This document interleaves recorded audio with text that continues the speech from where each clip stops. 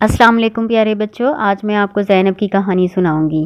زینب ایک بہت پیاری سی عقل مند بچی تھی۔ وہ دوسروں کی مدد کر کے بہت خوش ہوتی تھی۔ سب لوگ اس سے بہت خوش تھے اور اسے بہت پیار کرتے تھے۔ ایک دفعہ کیا ہوا، وہ کھیلتے کھیلتے دور پارک میں پہنچ گئی تو اسے کسی کے رونے کی آواز آئی۔ وہ فوراً اس آواز کی طرف گئی کہ بھلا کون رو رہا ہے، شاید کسی کو مدد کی ضرورت ہو تو وہ اس کی مدد کر سکیں۔ جب اس نے ادھر ادھر تلاش کیا تو اس نے دیکھا کہ درخت کے پیچھے ایک خوبصورت سی گولڈن پری جیسی بچی بیٹھی رو رہی تھی۔ وہ اس کے پاس گئی اور اسے پوچھا کہ کیا وجہ ہے اور وہ ایسے کیوں رو رہی ہے۔ تو گولڈن پری نے اپنا تعارف کروایا اور اسے بتایا کہ اس کی چھڑی گم ہو گئی ہے۔ جب تک وہ چھڑی اسے نہیں مل جاتی وہ اپنے گھر نہیں جا سکتی، کیونکہ وہ اس زمین کی رہنے والی نہیں بلکہ کسی اور پلینٹ سے آئی ہے اور اس چھڑی کے بغیر اس کا جانا ناممکن ہے۔ زینب نے اسے تسلی دی اور کہا کہ وہ ضرور اس کی چھڑی ڈھونڈ لائے گی، وہ پریشان نہ ہو۔ زینب نے اس کی مدد کرنے کا فیصلہ کیا اور اس کی چھڑی کو تلاش کرنے کے لیے چل پڑی۔ راستے میں زینب کو جو بھی پرندے یا جانور ملتے زینب ان سے پوچھتی کہ کہیں انہوں نے گولڈن پری کی چھڑی تو نہیں دیکھی۔ اسی طرح وہ ڈھونڈتے ڈھونڈتے ایک جھیل کے پاس چلی گئی اور وہاں اس نے تلاش کرنا شروع کیا۔ زینب نے وہاں ایک عقل مند الو کو بیٹھے پایا۔ اس الو نے پوچھا کہ تم کیا ڈھونڈ رہی ہو؟ تو زینب نے اسے اس گولڈن چھڑی کے بارے میں ساری بات بتائی۔ الو نے اس کو بتایا کہ جھاڑیوں میں اس نے اس چھڑی کو دیکھا ہے۔ زینب ان جھاڑیوں کی طرف گئی اور اس نے ڈھونڈنا شروع کیا۔ ادھر گولڈن پری دل ہی دل میں دعائیں کر رہی تھی کہ اللہ کرے وہ چھڑی مل جائے زینب کو۔ تو وہ سوچنے لگی، غور و فکر کرنے لگی کہ آخر اس کے ساتھ ایسا حادثہ کیوں پیش آیا۔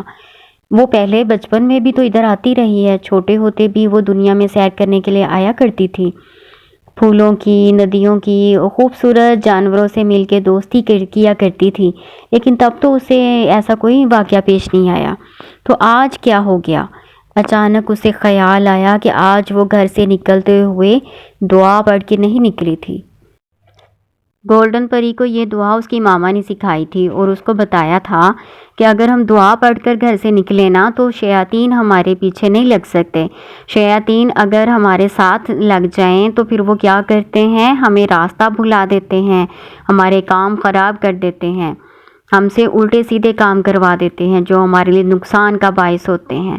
تو اگر ہم دعا پڑھ کر نکلیں گے تو اللہ تعالیٰ ایک فرشتے کو ہمارا ساتھی بنا دیتے ہیں اور وہ فرشتہ ہماری حفاظت کرتا ہے اور اللہ کے حکم سے شیاطین سے محفوظ بھی رکھتا ہے۔ تو بچوں، اگر آپ کو گھر سے نکلنے کی دعا نہیں آتی تو فوراً ابھی یاد کر لیں، بہت آسان سی ہے۔ بسم اللہ توکلت علی اللہ لا حول ولا قوت الا باللہ۔ جب بھی گھر سے باہر نکلیں تو یہ دعا پڑھ کر نکلیں، اللہ کی طرف سے ایک فرشتہ باڈی گارڈ آپ کے ساتھ ہوگا انشاءاللہ تعالی، اور آپ کبھی بھی گم نہیں ہوں گے، آپ کو کوئی پریشانی نہیں ہوگی، آپ کو کبھی راستہ نہیں بھولے گا انشاءاللہ تعالی۔ گولڈن پری اللہ تعالیٰ سے استغفار کرنے میں مشغول تھی اور دعائیں کر رہی تھی کہ اچانک اس کو زینب کی آواز آئی کہ اسے چھڑی مل گئی ہے اور وہ خوشی سے گولڈن پری کی طرف آ رہی تھی۔ زینب نے اپنے دوستوں کی مدد سے اس چھڑی کو جھاڑیوں کے درمیان سے ڈھونڈ لیا تھا اور وہ نہایت خوشی کے ساتھ گولڈن پری کی طرف واپس آ رہی تھی۔